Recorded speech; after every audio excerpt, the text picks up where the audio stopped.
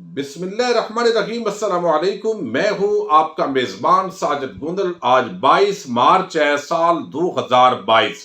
شہباز شریف آج کل T V channels کو مسلسل انٹرویوز دے رہے ہیں، اور ان انٹرویوز کے اندر جنرل باجوہ اور عسکری لیڈرشپ سے ہونے والی خفیہ ملاقاتوں کا وہ بار بار ذکر کر رہے ہیں۔ جنرل باجوہ نواز شریف کے کتنے بڑے مداح اور فین ہیں، یہ بھی انہوں نے ایک بڑا اعتراف کیا ہے۔ اپوزیشن کی تحریک کے عدم اعتماد کے پیچھے کون ہے، سینئر تجزیہ نگار کیا کہتے ہیں، بات بہت دور تلک جا پہنچی ہے۔ اس کی تفصیلات آپ کے سامنے رکھوں گا۔ صدارتی ریفرنس پر 5 رکنی larger bench Supreme Court of Pakistan نے تشکیل دے دیا ہے۔ قاضی فائد عیسیٰ کو کیوں شامل نہیں کیا گیا، اسی خبر سے ویڈیو کا آغاز کرنے جا رہا ہوں، اور امید کرتا ہوں کہ آپ ہمیشہ کی طرح سماعت کرنے کے بعد قیمتی فیڈ بیک سے ضرور آگاہ کریں گے۔ صدر پاکستان نے گزشتہ روز سپریم کورٹ آف پاکستان کے اندر صدارتی ایک ریفرنس بھیجا، جس کے اندر سپریم کورٹ سے رائے لی گئی کہ آئین کا آرٹیکل 63A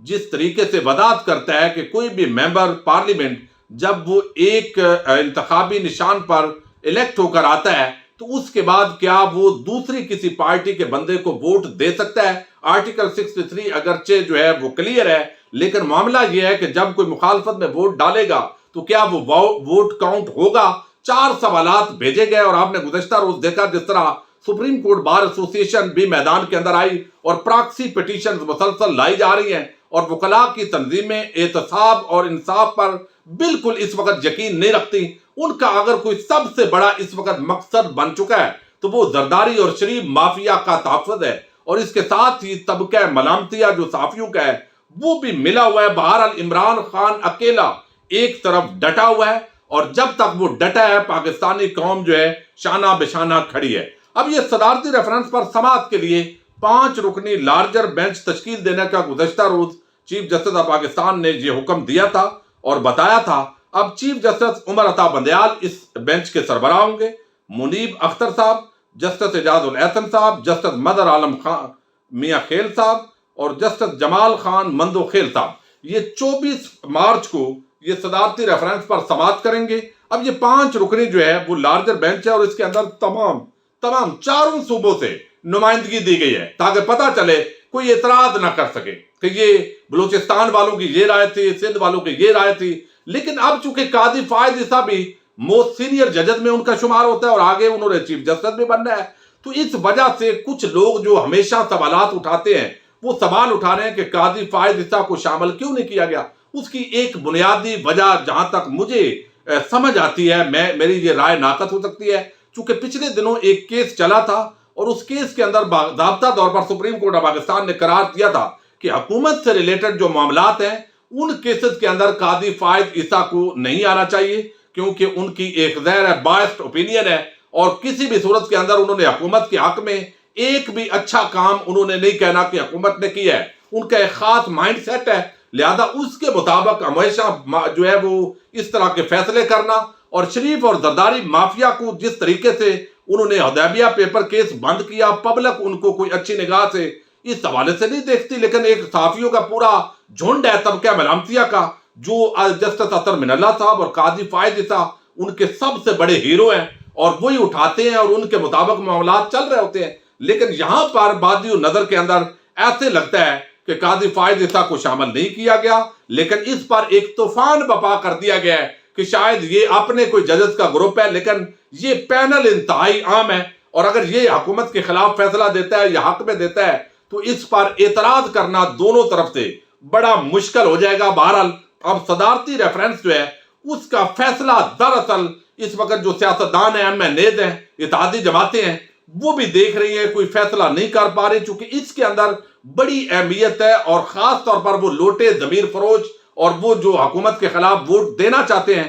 جو بکے ہیں یا جن کو دونوں صورتوں کے اندر بکنا ہی ہوتا، خواہ آپ ٹکٹ لے رہے ہوں یا کوئی بھی یہ سودے بازی کے اندر ہی آتا ہے، تو یہ چیزیں اب اس کیس پر اصل میں پاکستان کا جو مستقبل ہے وہ منحصر ہے۔ اب ایک بڑی ڈیولپمنٹ ہے، اور وہ یہ کہ گزشتہ روز ہم نے دیکھا کہ جب پوری تحقیق جو ہے ڈیجیٹل میڈیا کے جو پرائم منسٹر کے فوکل پرسن ہے، جو تفصیلات لے کر آئے کہ اداروں کے خلاف دراصل مہم کون چلا رہا تھا، تو وہ شفیق ایڈوکیٹ نامی ایک شخص ہے جو ہمیشہ طبقہ ملامتیہ سے تعلق رکھتا ہے، فوج کو گالیاں دینے والا ہے اور انتہائی بدتمیزی کی زبان استعمال کرتا ہے، اس نے وہ ٹرینڈ شروع کیا فوج کے خلاف۔ اور پھر نون لیگ کا مریم کا سوشل میڈیا ونگ، وہ پی ٹی آئی کے لوگوں کی ڈی پیز لگا کر وہ پورا ایک ٹرینڈ کیا گیا، فوج کو گالیاں نکالی گئیں، اور جو طبقہ ملامتیہ کے صحافی ہیں انہوں نے ایک ایسا تاثر دیا کہ یہ پی ٹی آئی کے کارکن فوج کو، جرنیلوں کو گالیاں دے رہے ہیں۔ اور مزے کی بات یہ ہے، جب سے حقائق سامنے آیا ہے کہ یہ مریم کے ٹولہ ہے، یہ خاص ایک مائنڈ سیٹ ہے، اس کے بعد ان بے شرم اور بے ضمیر صحافیوں میں سے کسی نے بھی تنقید نہیں کی اس بندے پر۔ پہلے تنقید کر رہے تھے اور پی ٹی آئی کو اور عمران خان کو اور سب کو بڑا سمجھا رہے تھے۔ یہ بیسیکلی وہ صحافت کا ایک گھٹیا لیول ہے جو اس وقت پاکستان کے اندر بدقسمتی کے ساتھ آ چکا ہے۔ اب دوسری بڑی ڈیولپمنٹ یہ ہوئی ہے کہ یہاں پر اب سوالات بڑے سنجیدہ ہو گئے، اور اس کے اندر جو شہباز شریف نے انٹرویو دی ہے اس پر تو ہم بعد میں بات کریں گے، لیکن رات کو اسد عمر صاحب نے ایک انٹرویو دی ہے جس کے اندر انہوں نے کہا ہے کہ ہمارے کئی ممبران نے ان آفرز کو ٹھکرایا ہے۔ وزیر اعظم نے صاف کہا ہے کہ کوئی غیر قانونی کام نہیں کیا جائے گا۔ شوکاز جاری ہونے کے بعد کئی ممبران واپسی کے لیے رابطہ کیا ہے، انہوں نے چانگا مانگا کہ سیاست کا دور اب نہیں آئے گا، سپریم کورٹ سے تشریح مانگی ہے، پارٹی پالیسی کے خلاف جانے والوں کا ووٹ شمار ہونا چاہیے یا نہیں۔ اب اس کے ساتھ ہی وہ کہتے ہیں، جب سوال کیا گیا کہ کچھ ٹھوس ٹینجیبل یعنی کچھ ٹھوس شواہد وزیر اعظم کے پاس موجود ہے، یہ جس طرح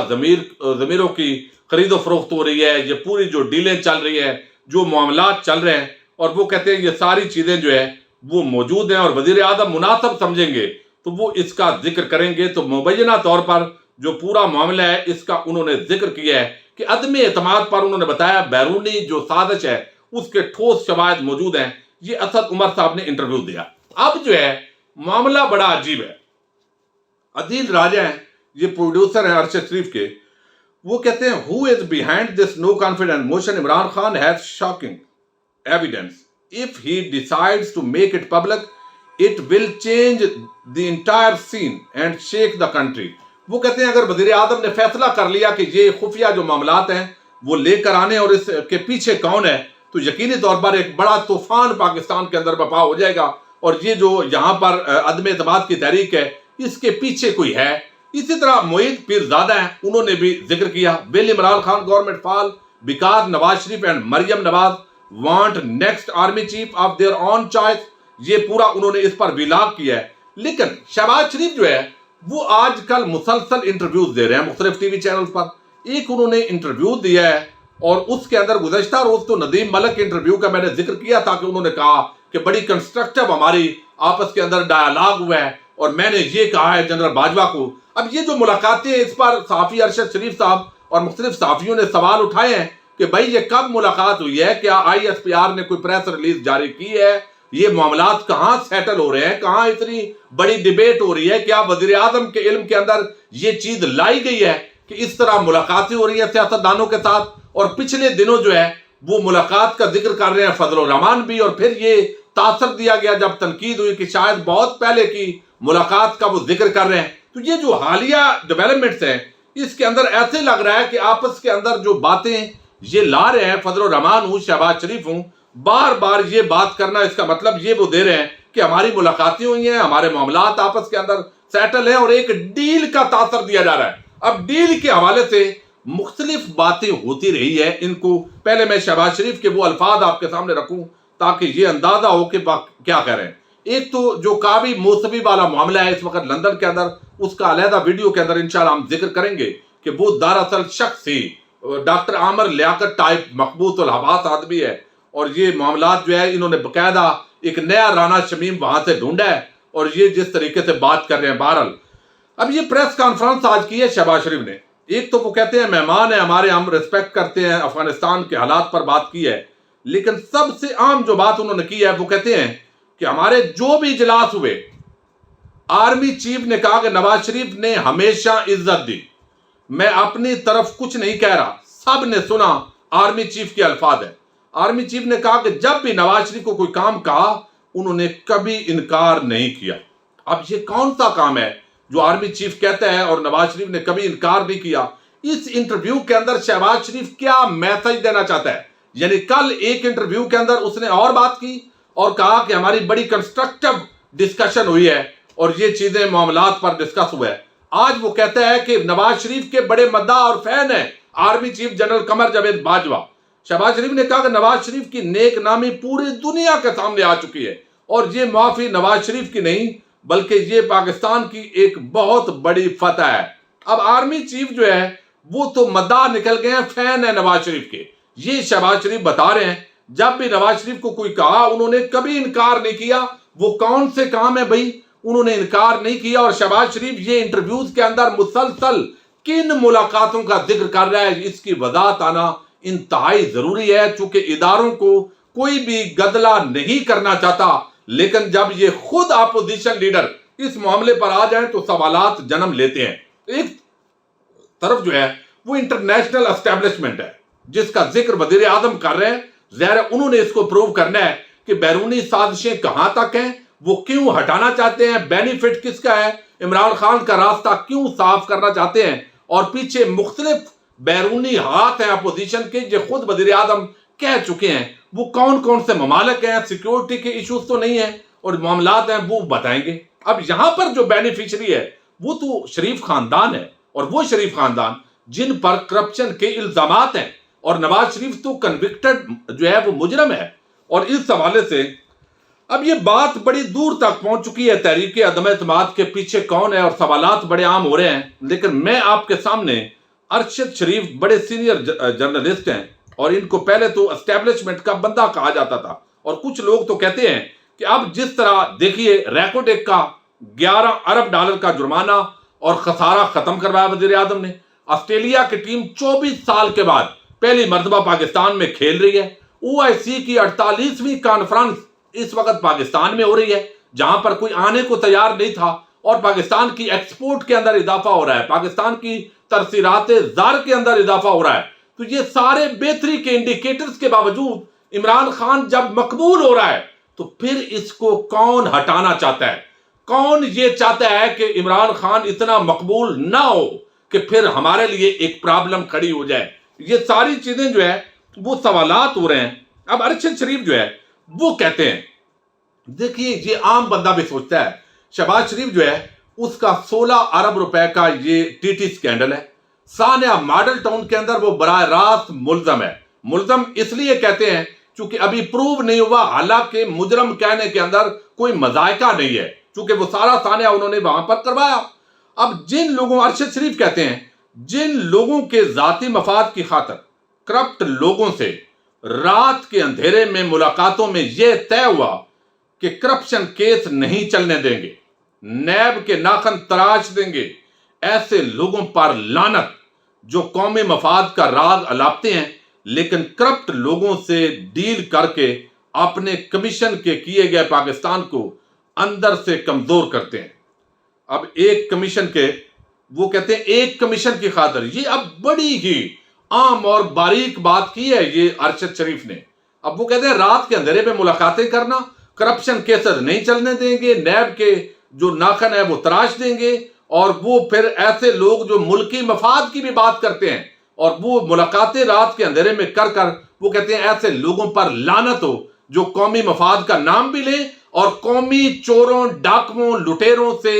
ڈیل بھی کریں۔ یہ ایک بڑا انہوں نے ایک عجیب قسم کی بات کی ہے، اور نیچے انہوں نے لکھا ہے لاکھ دی لعنت۔ یہ بڑے سخت الفاظ ہیں ایک صحافی کے۔ میں سمجھتا ہوں یہ ایک محب وطن آدمی کے ان جذبات کا اظہار ہے کہ جب ایک طرف مجرموں، کرمنل، چوروں، ڈاکوؤں، اربوں روپے لوٹ لینے والوں کا اگر یہ اداروں پر خود شہباز شریف یہ تاثر دے کہ آرمی چیف ان کے بڑے فین ہیں جنرل باجوہ صاحب، انہوں نے بڑی تعریف کی ہے نواز شریف کی، اور یہ بار بار انٹرویوز کے اندر یہ باتیں ذکر کرنا، یہ یقیناً ہمارے اداروں پر اور ان کی کارکردگی پر سوالات اٹھا رہے ہیں، اور اس معاملے کو کلیئر کرنے کی ضرورت ہے۔ اور دوسرا یہ ہے کہ کچھ عرصہ پہلے زرداری نے کہا کہ ہمیں کہتے ہیں کہ کوئی فارمولہ بنا لو، آج سے 4 مہینے 3 مہینے پہلے یہ زرداری نے بات کہا، ہم نے کہا ہے پہلے اس کی چھٹی کرو پھر فارمولہ بنائیں گے۔ اس کا مطلب ہے کہ زرداری اس وقت تو ہم کہہ رہے تھے غلط ہے، لیکن بات تو اس نے کی تھی۔ مریم نواز نے کہا کہ سلیکٹر